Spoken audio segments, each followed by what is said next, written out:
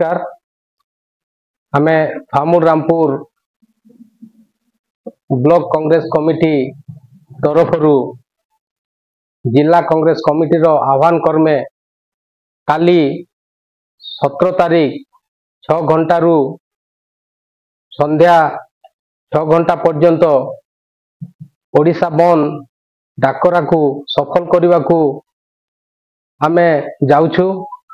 आपण माने जानिथिबे विगत किछि दिन तले आमर सौम्यश्री बीसी बालेश्वर रो एफएम कॉलेज रो छात्री तांको मेंटल हारासमेंट करी जो निर्यातना देइथिले आउ से प्रशासन को मध्य जणैथिले तांकर किछि फल न मिलिबारु निजे आत्महुति देइथिले।